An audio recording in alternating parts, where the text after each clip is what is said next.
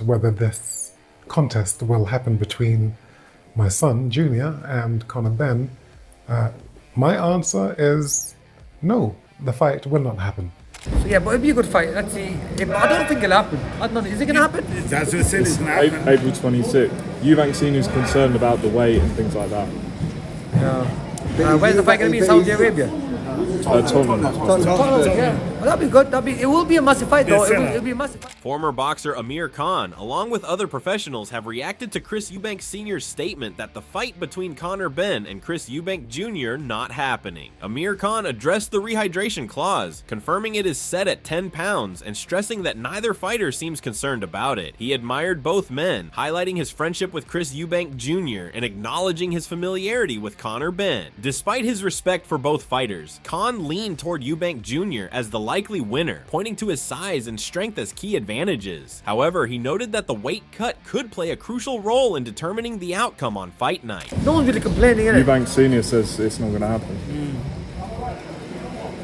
I mean, in the day, you know what? I like both kids and both fighters. I'm not calling them kids, but they're all to me. Both guys are good fighters, but it's a hard one to say, you know. But I like Eubank. You know, he's a friend, and also Conor. I know Conor really well as well. But I think that Eubank, in my opinion, could win that fight because he's the bigger fighter, the stronger fighter. But then it all depends on the weight as well. You know what I mean? Furthermore, Khan elaborated on his reasons for favoring Eubank Jr. in the potential bout, pointing to several physical advantages. He highlighted that Eubank is the bigger, taller, and longer fighter, and also possesses superior strength. Khan also noted Eubank's slickness in the ring, suggesting that Conor Benn's footwork might be a slight disadvantage. He speculated that this potential gap in speed could be where Eubank would capitalize, ultimately swinging the fight in his favor. Eubank will win that fight, in my opinion. How would he win? Why and how? I think he's the bigger guy, he's the stronger guy, and he's more slicker. And I think Conor just maybe had that little bit slow footwork. What I think where Eubank will capitalize on that. And also Eubank is a lot taller and longer, so he's punching down in it. Yeah. You know what I mean? When you're punching up, and you know, so. In addition, Khan acknowledged that the potential fight between Conor Benn and Chris Eubank Jr. would be an exciting one, but raised doubts about whether it would actually take place. When pressed about Chris Eubank Sr.'s concerns regarding the weight, Khan avoided directly addressing the issue. Instead, he shifted the focus, confirming the location of the fight and concluding that, should it happen, the bout would be a massive event. Khan stated, questioning, "I don't know who would people be supporting more." So yeah, but it'll be a good fight. Let's see. I don't think it'll happen. I don't know. Is it going to happen? That's what I said, it's going to happen. April 26th. Eubank Senior's concerned about the weight and things like that. Where's the fight going to be? In Saudi Arabia?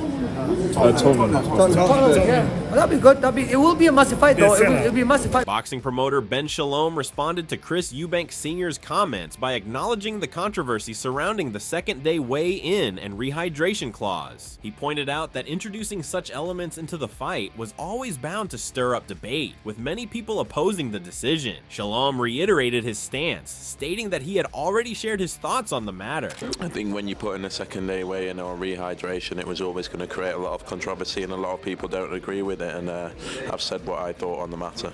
Ben Shalom did, however, confirm that the highly anticipated bout between Conor Benn and Chris Eubank Jr. is officially on. He stated with certainty that the fight is happening and emphasized that the time has finally come for the two fighters to face off.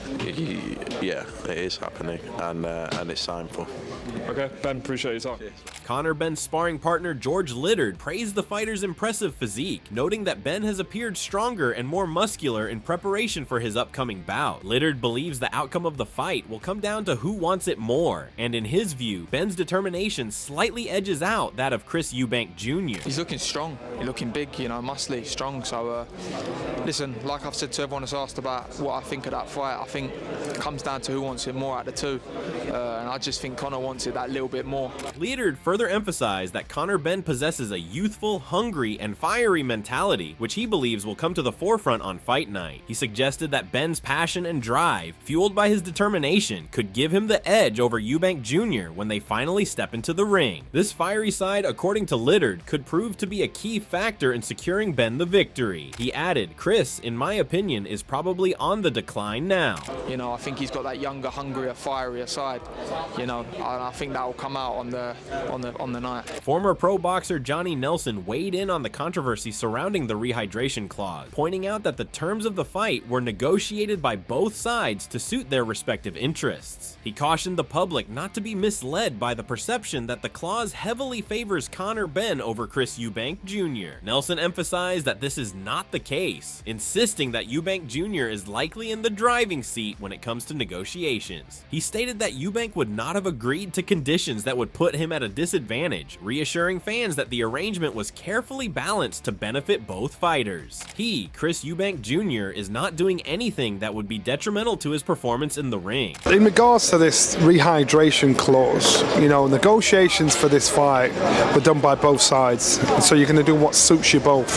So the public are going to think, oh my God, this suits Conor so much better than it does Chris. It doesn't. Don't be fooled by that, because Chris was probably in the driving seat in regards to negotiations for this fight, so he's not going to put himself in a position where it's not going to benefit him. Furthermore, Nelson also remarked that the public is overreacting to the rehydration clause, creating a storm in a teacup over something that might not be as significant as it seems. He suggested that people are making a bigger deal of it than necessary, possibly because they're looking for something to latch onto in the lead up to the fight. Nelson's comments aimed to downplay the controversy, pointing out that the issue is being blown out of proportion. The ring.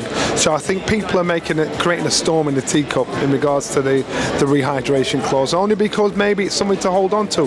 However, George Littard also defended the conditions of the fight, stating that Chris Eubank Jr. had no issue with the middleweight limit and had fought at that weight before. He pointed out that the 10-pound rehydration clause mirrors the exact stipulations Eubank would face when competing for an IBF title, emphasizing that there should be no complaints. He concluded by stating that if Eubank Jr. is going to get scientific about it, he should not complain, as the conditions are fair and familiar, similar to those in an IBF title fight. He stated, "All that moaning, I don't get it. If you agree to do something, do it." Eubanks happily took the fight at middleweight. He's boxed at middleweight. There's a 10-pound rehydration clause, exact same as if he was fighting for an IBF title.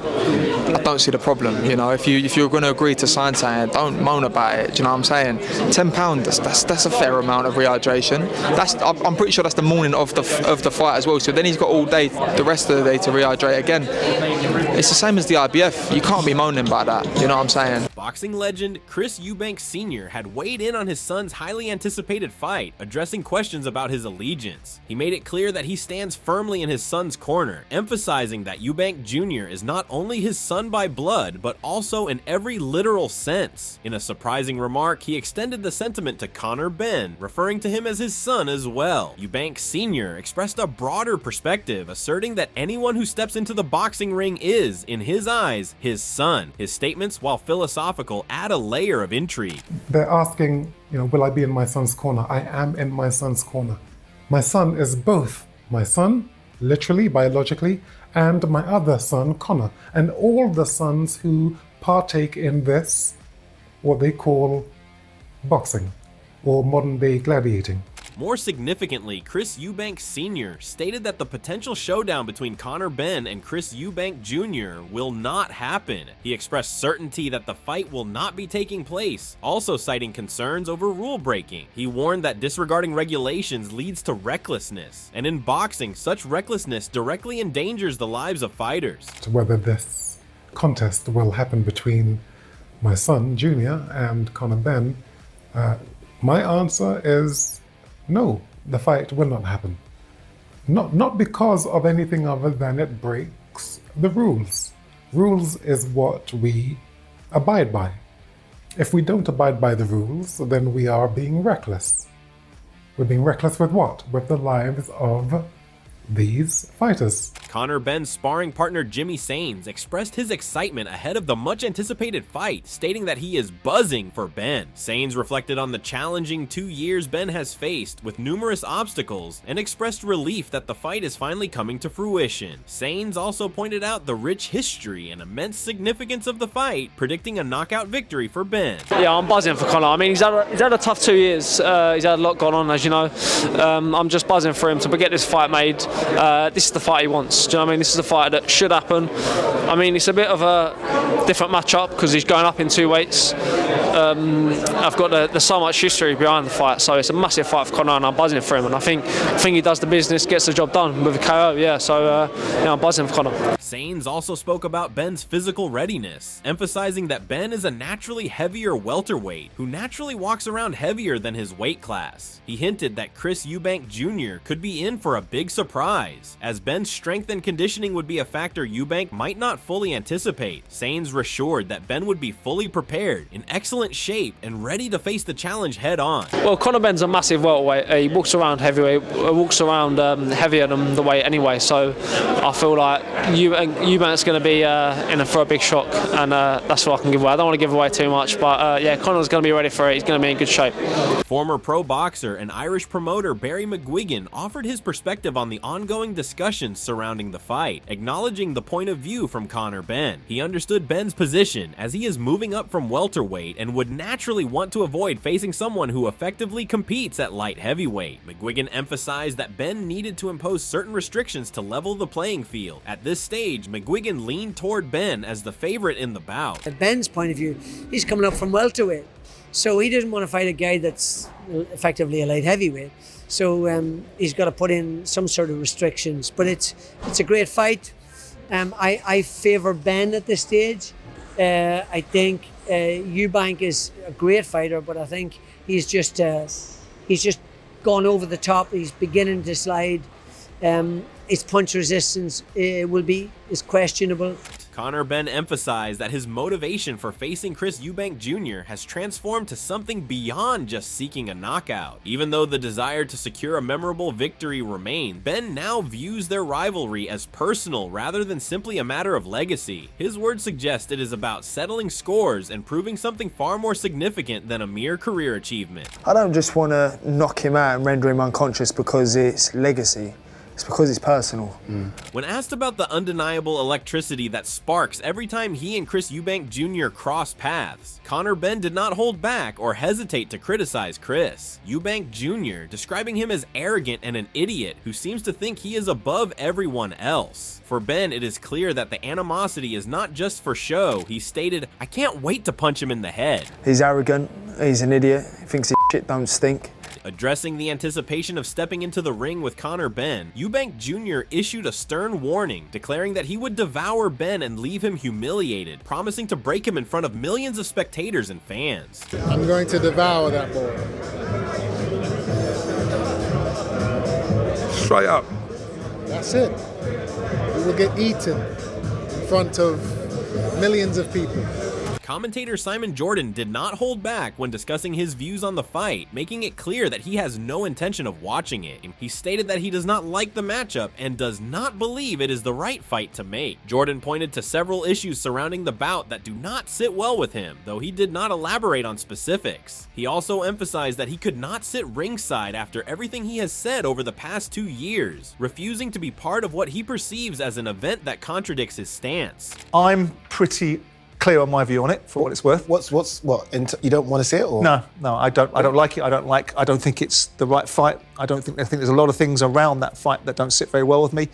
I can't sit there and have said the things that I've said over the last 2 years and then suddenly rock up ringside like some parasite that wants to come to the latest freebie. Furthermore, Simon Jordan acknowledged his admiration for both Chris Eubank Sr. and Nigel Benn, but expressed his disapproval of their sons trading on their father's legacy. He questioned whether this is what should be considered top-tier boxing, stating that while others may see value in it, he does not. However, he recognized why some fans are drawn to the fight, even if he personally does not regard it as a true elite-level contest. Jordan stated that he would much rather see Conor Benn competing for a world title instead of engaging in what he views as a legacy-driven spectacle. And then the other side of the equation, which I've never liked, is I admired Chris Eubank Sr.